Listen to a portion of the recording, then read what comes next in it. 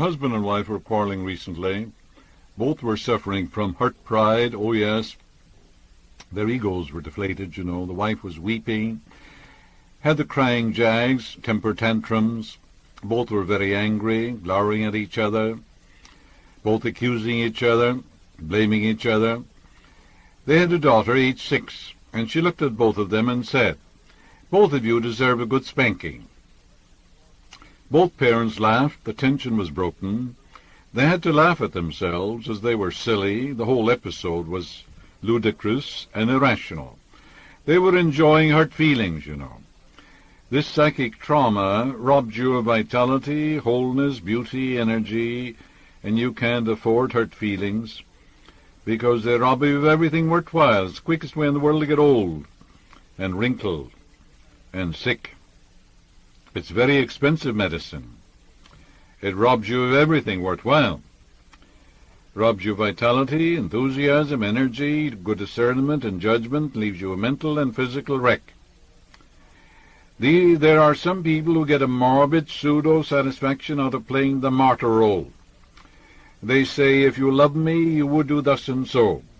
Some say, "Oh, I will be dead and gone, and you'll be sorry for the way you treated me. You're giving me a heart attack. Oh, you're killing me now." This is emotional blackmail. They're trying to get you to do what they want you to do. Certainly they're not interested in your welfare. But they're selfish. They're possessive. They say, "Do what I want you to do." Not the slightest bit interested in your happiness, your peace, your joy. Do you want all your relatives and associates to think the way you do, to believe the way you do, to act the way you wish them to act, to vote the same way, to go to the same church? Well, if you do, you're emotionally immature. It's called infantilism. You haven't grown up. Give your relatives, your grandfather, your grandmother, everybody, give them their freedom. Permit them to believe what they want to believe. If they want to believe in a devil, permit them to believe in it. Let them have their peculiarities, abnormalities, eccentricities, and unconventional ways.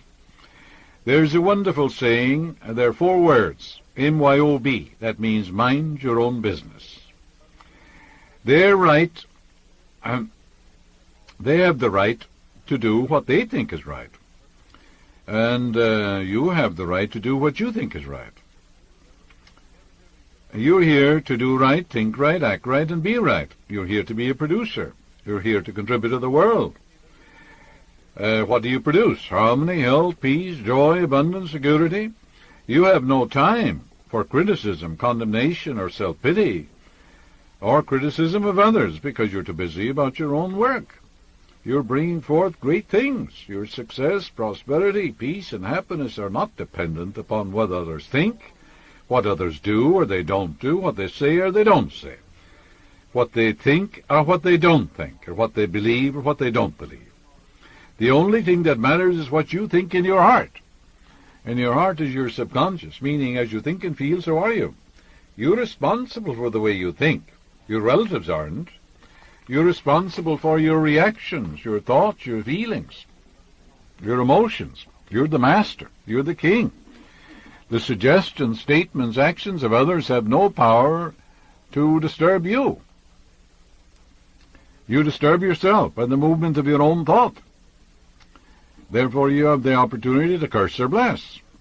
If someone called you a skunk, do you say, "Well, now, wait a minute, am I a skunk? Do I smell like one?" Or you can say, "Sister, you can't disturb me today. God's peace filled your soul," and go on about your business, you see. You refuse to give that person power to give you a headache, a migraine headache, or disturb you emotionally, or cause you to be irrational and make a fool out of yourself, which is maybe what the other person wants. You're too smart for that. Jealousy is cruel as the grave. The Song of Solomon says, "Its flashes are flashes of fire amidst vehement flame."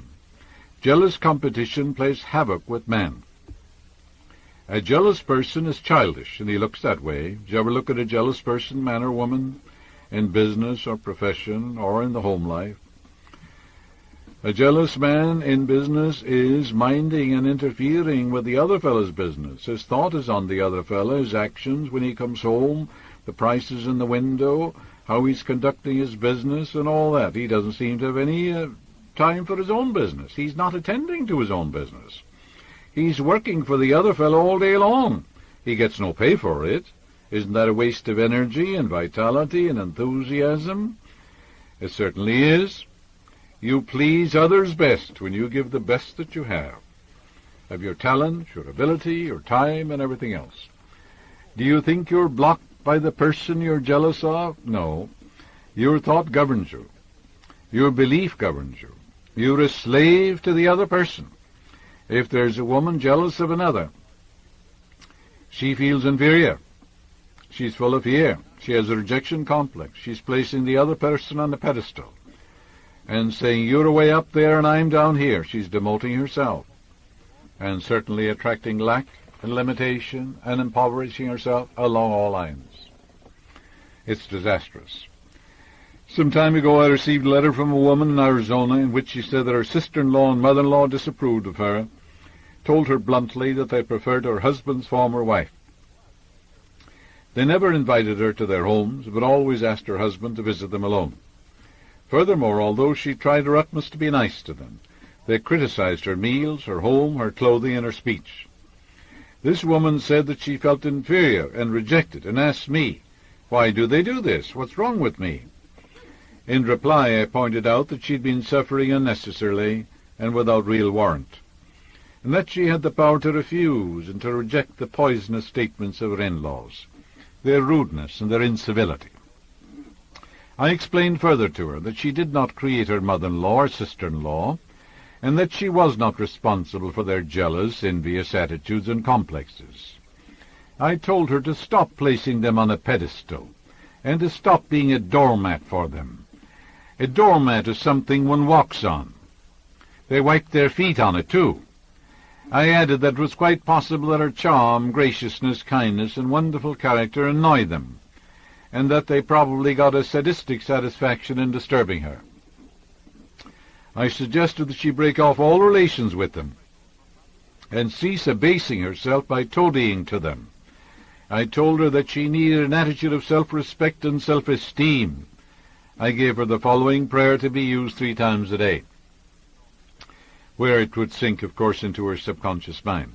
I completely surrender my in-laws to God. God made them and sustains them. I radiate love, peace, and goodwill to them. I wish for them all the blessings of life. I'm a child of the Infinite. The Infinite loves me and cares for me. It created me, sustains me. When a negative thought of anger, fear, self-criticism, self-condemnation, or resentment enters into my mind, I immediately supplant it with the thought of the Infinite in the midst of me. I know I have complete dominion over my thoughts and emotions. I am the boss. I am the king over my conceptive realm. I am a channel of the divine. I now redirect all my feelings and emotions along harmonious, constructive lines. I refuse to give power to my in-laws to disturb me, or any man, woman, or child. Only God's ideas enter my mind, bringing me harmony, health, and peace. Whenever I am prone to demean or demote myself, I will boldly affirm, I exalt God in the midst of me. I am one with the Infinite, and one with the Infinite is a majority. If God be for me, who can be against me? She followed the above prayer and carried out the other instructions. So can you do the same thing.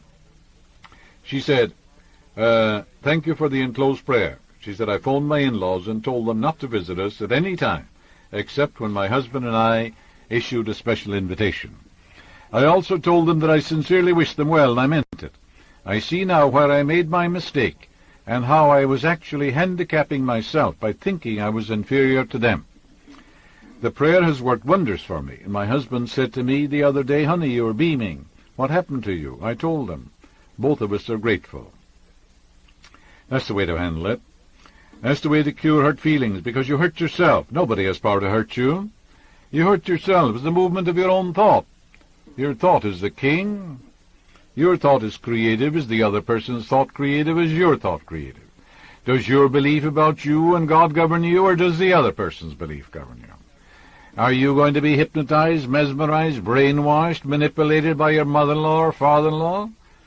Or don't you have a mind of your own? Don't you come to your own decisions? Isn't there an infinite intelligence within you, a guide, a counselor?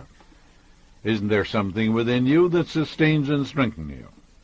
Surely you don't take your instructions from your in-laws? Some time ago I had a consultation with a salesman. He said he was timid, shy, resentful, looked upon the world as harsh and cruel. Actually, he was trying to escape from taking his rightful dominion over life. He said his wife, his boss, his associates didn't appreciate him. They criticized him. He was full of hurt feelings. His children looked down upon him. The cause of all this was this young man had an inner sense of insecurity and inadequacy. He was down on himself. He said, how can I gain the appreciation of others? I gave him a biblical quotation, love thy neighbor as thyself. The real meaning of this text is that your neighbor is yourself. The real self of you is the infinite intelligence within you. Speak thou to him, for he hears, and spirit can meet, closer see than breathing, nearer than hands and feet. Another everyday meaning of the text is to love your neighbor as you love yourself. I explained to this young man the truth about himself and how to love and appreciate himself more along the following lines.